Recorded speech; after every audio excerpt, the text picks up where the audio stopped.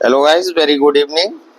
आप देख रहे हैं संदीप एजुकेशन हब और आज का हमारा टॉपिक है अर्थमेटिक प्रोग्रेशन। तो चैप्टर 5th है क्लास 10th का एपी और एपी करेंगे आज हम। ये है चैप्टर 5th अर्थमेटिकल प्रोग्रेशन का। तो देखिए पहले एपी होती क्या है, ठीक है, आपको जानना है कि एपी क्या होती है। तो देखो आपके पास कोई एक सीरीज होगी और सीरीज में कोई भी सीरीज दी होगी, इसकी केवल एक ही आइडेंटिटी, वो सीरीज में आपको चाहिए होगा कॉमन डिफरेंस, ठीक है। तो आप यहाँ चेक करने वाले हैं कॉमन डिफरेंस, और ये कॉमन डिफरेंस कैसा होना चाहिए, इक्वल। तो जैसे सपोज कैसे पता लगेगा, आपके पास कोई नंबर है 2 4 6 8, ये सपोज कोई सीरीज है, तो पहली पोजीशन पर जो लिखा होता है इसे बोलते हैं फर्स्ट नंबर, फर्स्ट टर्म, ठीक है, इसको बोलेंगे फर्स्ट टर्म, इसको कहेंगे सेकेंड टर्म, और ये सेम इसी तरीके से थर्ड और ये फोर्थ। रिप्रेजेंटेशन का तरीका, फर्स्ट को A1, सेकेंड को A2, थर्ड को A3 और फोर्थ को A4, अप टू ये जहां तक जाएगी n तक जा सकती है, ठीक है। तो सीरीज आपकी पहले तो दो होगी, एक फाइनाइट एक इनफाइनाइट। अगर सीरीज को दिया है और उसका एंड पॉइंट दिया है तो सीरीज हो जाएगी फाइनाइट, और सीरीज स्टार्ट हो रही है बट एंड नहीं हो रही है तो हो जाएगी इनफाइनाइट। दूसरा, सीरीज में हमें क्या करना होगा, एक निकालना होगा कॉमन डिफरेंस। इसका रूल होता है A2 माइनस A1, या ये D1 बोल सकते हो, इसे D2 बोल सकते हो, A3 माइनस A2, या फिर D3 बोल सकते हो, A4 माइनस A3। तो सब्ट्रैक्शन करना है आपको दो कॉन्जिक्यूटिव टर्म्स के बीच, दो कॉन्जिक्यूटिव टर्म लेनी है। अगर A1 A2 है, अब ऐसा नहीं है A2 के साथ A4 ले लें, फिर ये रॉन्ग हो जाएगा। दो कैसी होनी चाहिए, कॉन्जिक्यूटिव टर्म होनी चाहिए, मतलब 1 और 2 साथ साथ आते हैं, 2 और 3 साथ आते हैं, 3 और 4 साथ आते हैं। तो कोई भी दो कॉन्जिक्यूटिव टर्म का डिफरेंस फाइंड आउट करेंगे, अगर वो आ जाता है इक्वल, कैसा आता है, इक्वल, अगर वो इक्वल आता है तो फिर सीरीज एपी में होगी और तब उसको आगे सॉल्व किया जा सकता है। फॉर एग्जांपल आप इसी में चेक कर सकते हो, आपको एक ये सीरीज दी हुई है। अब जो ये सीरीज यहाँ दी है इसमें से आप चेक करो, पहला है ये A1, दूसरा है A2, A3 और A4। अभी चेक करो आप, अगर D1 निकालोगे तो क्या आएगा, A2 माइनस A1, मतलब A2 कितना है 4, 4 माइनस 2 कितना आ गया 2। D2 निकालेंगे तो या तो इनके बीच का डिफरेंस या इनके बीच का डिफरेंस या इनके बीच का डिफरेंस इक्वल आना चाहिए, ठीक है। अब ऐसा नहीं है इसका डिफरेंस इससे निकालें, फिर ये गलत हो जाएगा। तो इसीलिए वर्ड यूज हुआ है कॉन्जिक्यूटिव टर्म्स, जो क्रम से आ जाए। नेक्स्ट आ जाएगा A3 माइनस A2, A3 क्या है 6, तो 6 माइनस 4 कितना मिल जाएगा 2। तो फिर हम देख रहे हैं यहाँ पे डिफरेंस कैसे आ चुके हैं, सब इक्वल। दो ही चेक कर लो, अगर आगे करना है तो कर सकते हो, बाकी उसकी आपको और जरूरत है नहीं। A4 माइनस A3, और यहाँ देखेंगे 4 कितना है 8 माइनस 6, और ये भी मिल जाएगा 2। तो सारे कॉमन डिफरेंस इक्वल आ गए, इसलिए given series is an AP. समझ आया, ठीक है ना।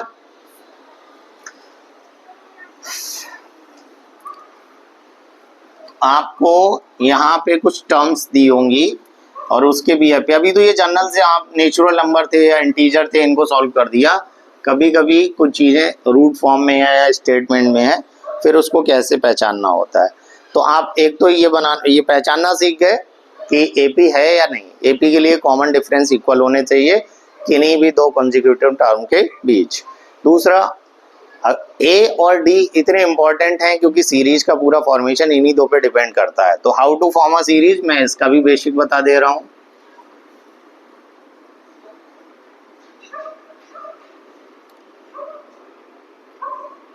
सीरीज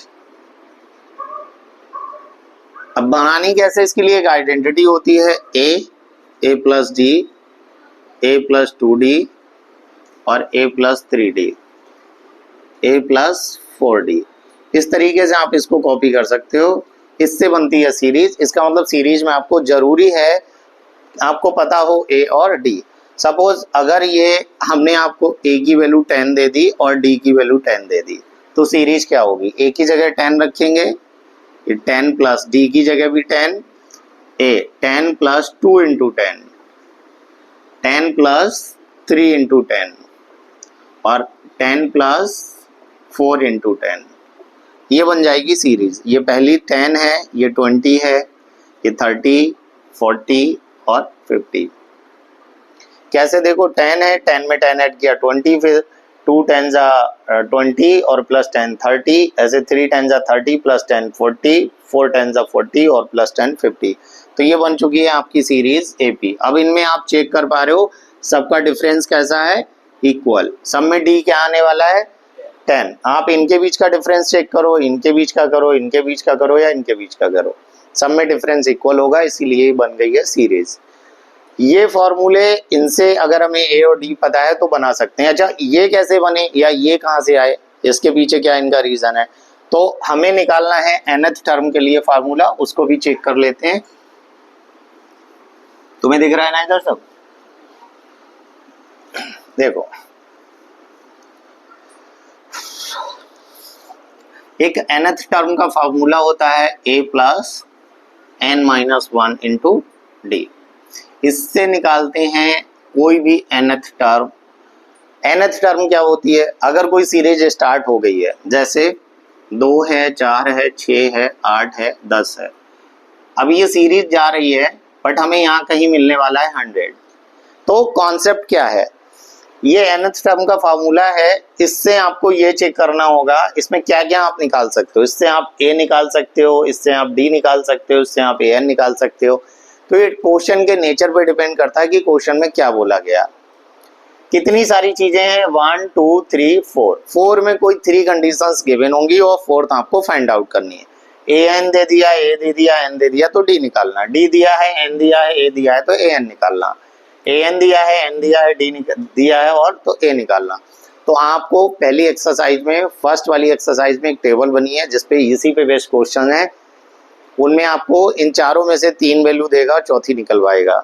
दूसरा, जब इसमें और क्वेश्चन कैसे पूछे जाते हैं nth टर्म के लिए, अगर सपोज ये आपको मान लो कोई सीरीज दी है तो ये वाला जो नंबर डॉट डॉट करके जो फाइनाइट होता है इसको बोलते हैं लास्ट टर्म।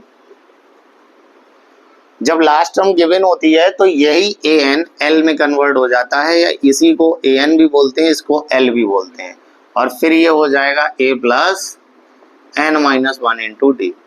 जब लास्ट टर्म गिवन होती है तो हम आइडेंटिटी ये वाली यूज करते हैं। आप चाहे उसकी जगह l भी लगा सकते हो, an भी लगा सकते हो।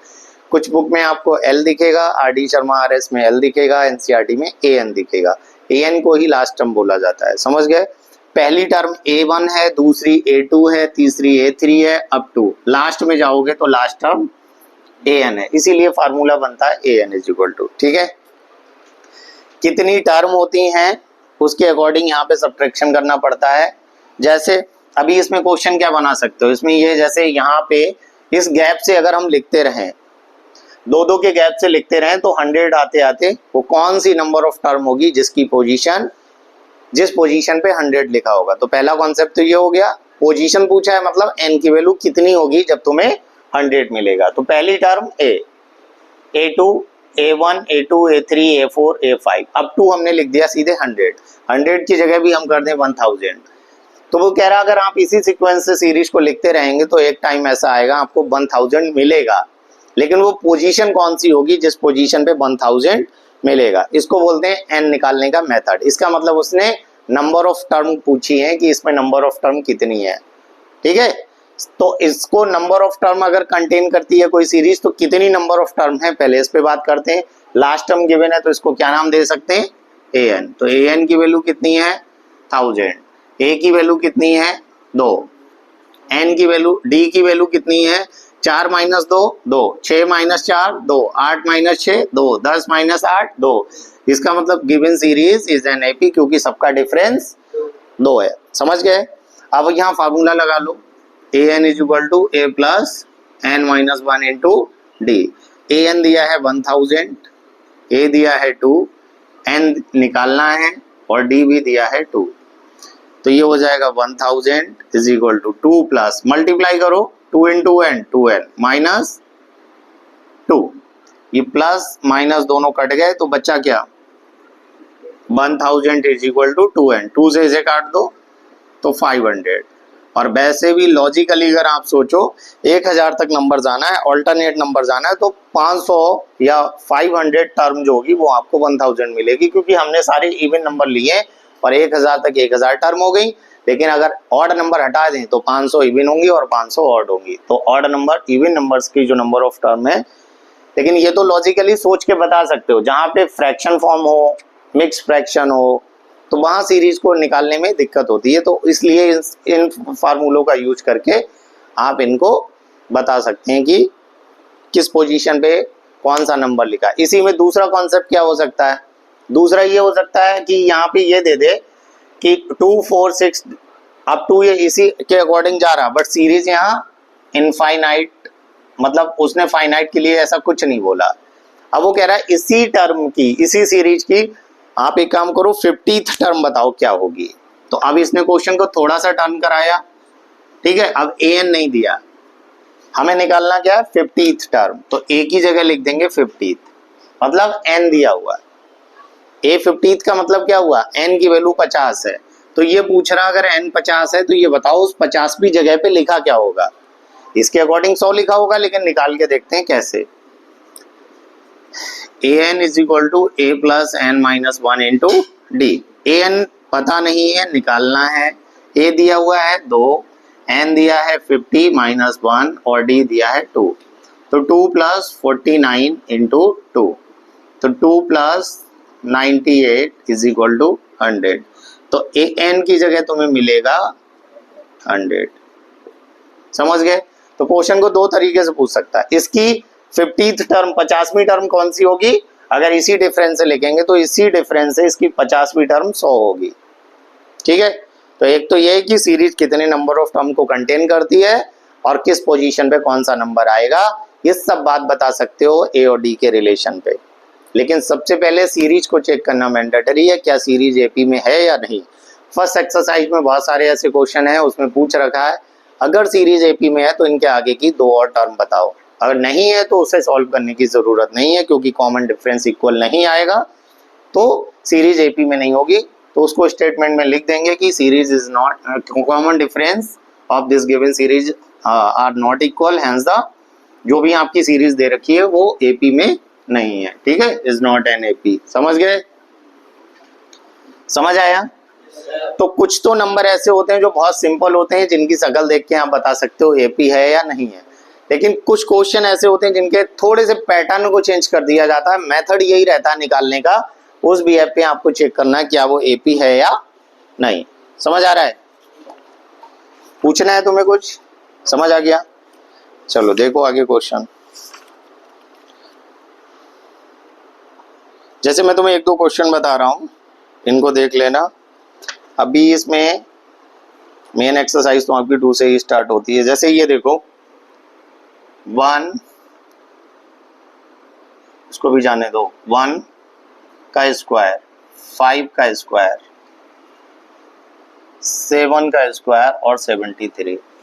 पूछ रहा है अगर ये एपी में है तो इसके आगे की 2 टर्म बता दो, और एपी में है भी या नहीं है। तो पहले तो चेक करो, इसके अकॉर्डिंग बताओ ये एपी में है या नहीं, नहीं ना, है या नहीं, नहीं, बताओ, नहीं, नहीं, नहीं, हाँ, हाँ भाई दर्शन, नहीं है। 1 का स्क्वायर 1, 5 का 25, 7 का होगा 49, 49 और ये है 73। इनका जरा कॉमन डिफरेंस चेक करना। D1 is equal to 25 minus 1 कितना आया। अब इनका डिफरेंस चेक करना।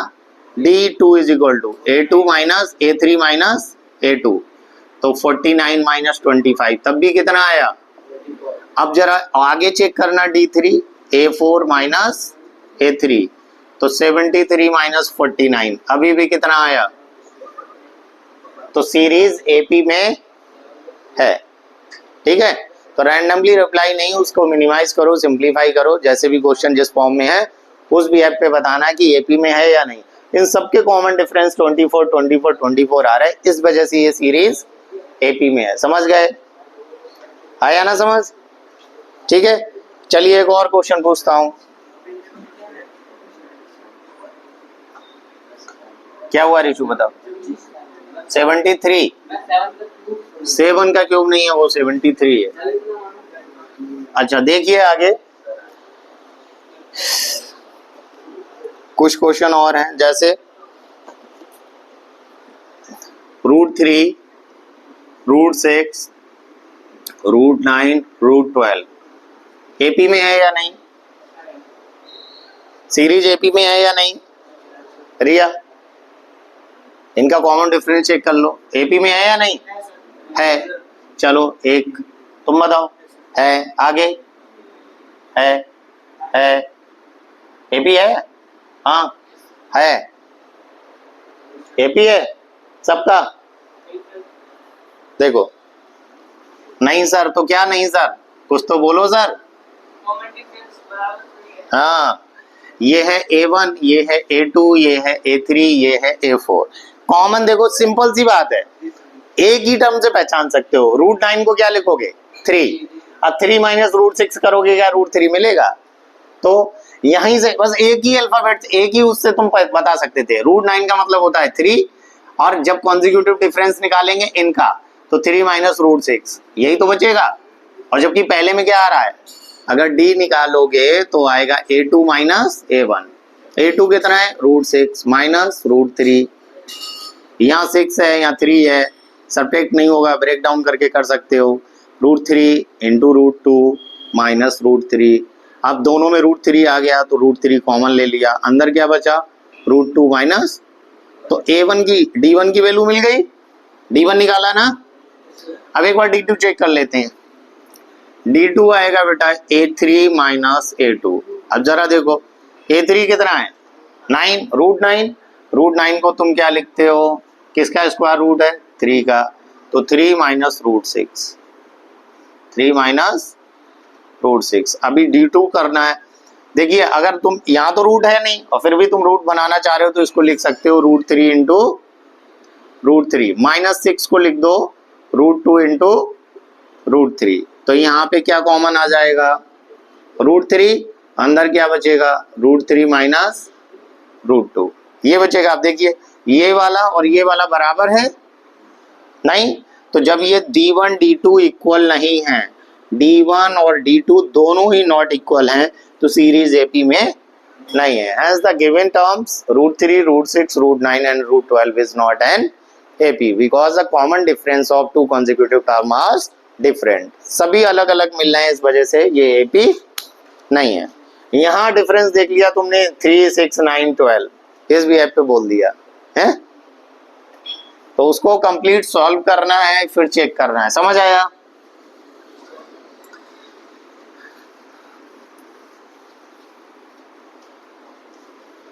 ये एक्सरसाइज 1 में है ये सारे क्वेश्चन, ये जो आपकी है 5.1, तो ये क्वेश्चंस हो रहे हैं 5.1 के सारे, और साथ में है उसी के साथ बेसिक कॉन्सेप्ट, तो देखते रहिए इसको।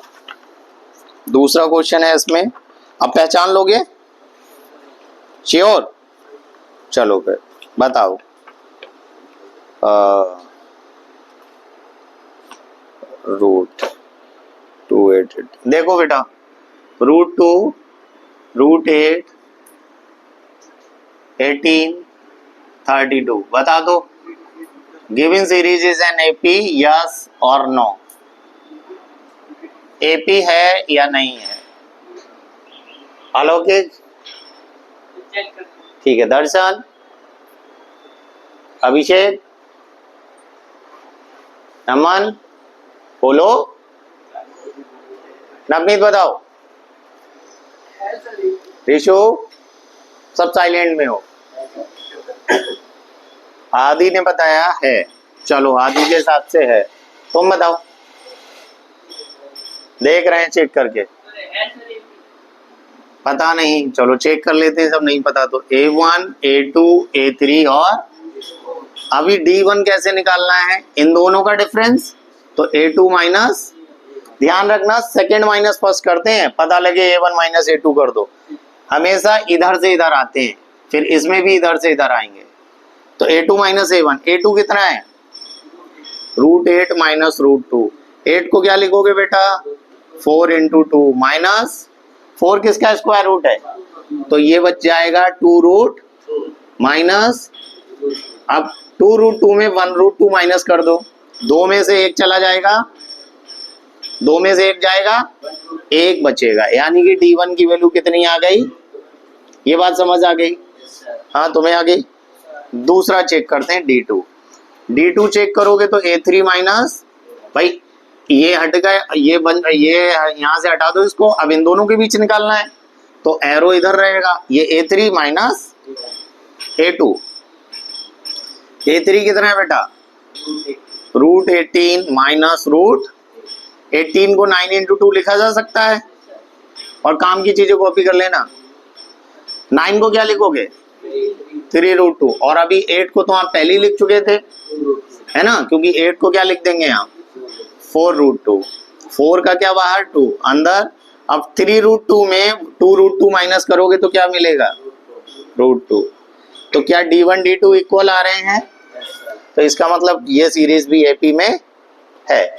उसने साथ में एक बात और पूछ रखी, अगर ये एपी है तो इसके आगे की 2 टर्म और बता दो, यहाँ क्या आएगा और यहाँ क्या आएगा,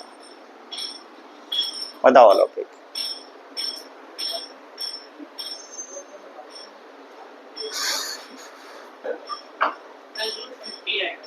है रूट 50। नेक्स्ट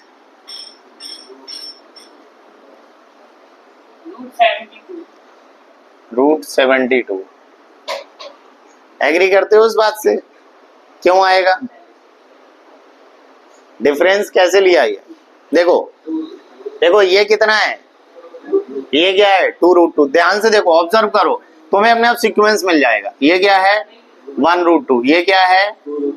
और ये क्या है? और ये क्या है? तो फिर ये क्या आएगा? और 5 बाहर है, तो 5 किसी का स्क्वायर रहा होगा तभी तो बाहर आया। किसका स्क्वायर है? 25। तो अंदर भेजोगे तो अंदर 5 ना होके क्या बन जाएगा? 25। 25 2 जा 50, और फिर ये रहा होगा 6। देखो कॉन्सेक्यूटिव सीक्वेंस बना, 1 रूट 2, 2 रूट 2, 3, 4 रूट 2, 5 रूट 2, अच्छा यहाँ पे रूट 2 है, और 6 रूट 2। समझ गए ना? अब 6 का अगर बाहर 6 है तो अंदर क्या रहा होगा? 36, और 36 को अंदर इनटू में क्या कर देंगे? 2, तो क्या हो जाएगा? 72। समझ आया? तो अगर कोई सीरीज एपी में है तो उसके आगे की टर्म को नॉर्मल नंबर नेचुरल दिए, पॉजिटिव या नेगेटिव इंटीजर दिए, तब तो सॉल्व कर लोगे। लेकिन इस टाइप के अगर क्वेश्चंस आते हैं फिर तुम्हें देखना पड़ेगा, एक बार सॉल्व करना है। और बोर्ड के एग्जाम में एकदम ऐसे क्वेश्चन नहीं होते हैं कि इंटीजर या नेचुरल नंबर देख के आपने टिक लगा दिया। थोड़ा सा तो लीक से हटके होगा, जिससे कि थोड़ी सी तो मेहनत करनी पड़े। जैसे इस टाइप के क्वेश्चन बहुत इंपॉर्टेंट होते हैं। ठीक है, समझ रहे हो ना? तो इनको करते रहना। हटा दूं तो है ना, वीडियो में देखना तुम लोग आराम से। समझ आ गया ना?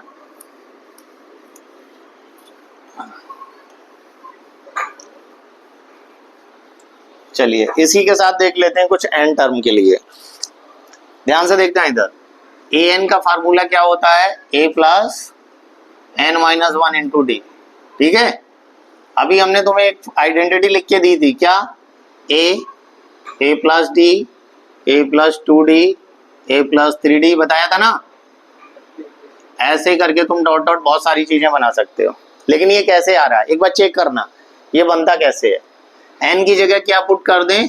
1 पुट करना है। ध्यान से इधर देखना, n की जगह क्या पुट करें तो ये 1 हो जाएगा। ये क्या मिलेगा? a1, a प्लस 1 माइनस 1, ये फिनिश। तो 0 इंटू डी क्या होगा बेटा? समझ पा रहे हो नहीं? 0 इंटू डी खत्म हो गया, तो a1 की वैल्यू क्या मिल गई? a। इसका मतलब जो फर्स्ट टर्म होगी वो सबसे पहले लिखी होगी। तो इस फार्मूले में पहली टर्म क्या होती है? a। समझ आया ना? फर्स्ट टर्म क्यों है? n की जगह 2 पुट करो, put n is equal to 2। तो यहाँ पे क्या रखते हैं बेटा? a2 a plus 2 minus 1 into D. 2 minus 1 into D. तो इसका मतलब आपने सेकेंड टर्म निकाल दी। देखो ये फर्स्ट टर्म हो गई, ये सेकेंड हो गई। समझ रहे हो नहीं? n की जगह पुट करो बेटा 3, पुट करो n की जगह, तो a n 3 a plus 3 minus 1 into D, तो a3 क्या आएगा, a प्लस 2d। समझ आ रहा है?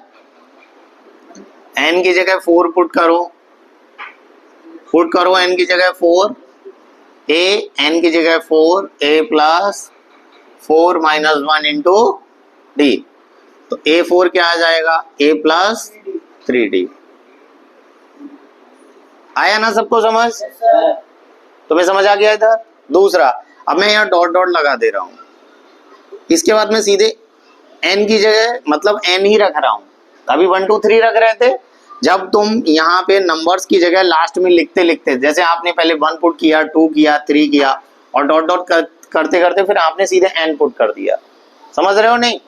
जब n पुट कर दोगे तो a plus n minus 1 into, अब समझ आया ना? ये nth टर्म का फार्मूला क्यों है, समझ गए?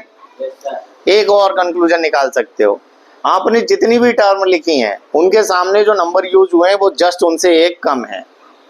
a1 में ओनली a है, a2 में a प्लस डी है, a3 में a प्लस 2d है और a4 में a प्लस, तो देखो यहाँ 4 है तो यहाँ 3 है, यहाँ 3 है तो यहाँ 2 है, यहाँ 2 है तो यहाँ 1 है, यहाँ 1 है तो यहाँ 0 है, ऐसे यहाँ n है तो यहाँ n माइनस 1 है, जस्ट एक कम है। इस n से क्या है आगे, एक कम, तो इससे तुम निकाल सकते हो कोई भी टर्म। इसका मतलब ये है कि सीरीज में पहली टर्म का फार्मूला, दूसरी टर्म के लिए, तीसरी के लिए, चौथी के लिए क्या क्या फार्मूले, क्या क्या आइडेंटिटी होंगी और क्यों होंगी, उसका रीजन आपको समझ आ गया। आया ना समझ? अब मैं आपसे अगर ये बोलूं कि किसी एपी की सेकेंड टर्म 5 है, तो सेकेंड टर्म का मतलब तुम्हें क्या समझ आएगा? सर ने बोला a2 इज इक्वल टू 5, इसको एक्सपेंड कैसे करोगे, a plus d is equal to 5। समझ गए नहीं? है ना? तो इस बीएफपी लीनियर इक्वेशन बना के हम इसको सॉल्व कर सकते हैं। लास्ट तक मोटिव एक ही है, ए और डी की वैल्यू को फाइंड आउट करना, जिसकी वजह से आप सीरीज बना रहे हो। वो कभी कभी ए डी दिया होता है तो सीरीज पूछेगा, सीरीज दी है तो ए और डी की, लेकिन थोड़ी सी कैलकुलेशन कॉम्प्लेक्स जानबूझ के हो जाएगी, क्योंकि सिंपल सीधे क्वेश्चन नहीं पूछेगा, रूट में दे दिए या फ्रैक्शन में दे दिया या बॉक्स बना के दे दिया। जैसे मैं एक क्वेश्चन बता रहा हूं आपको,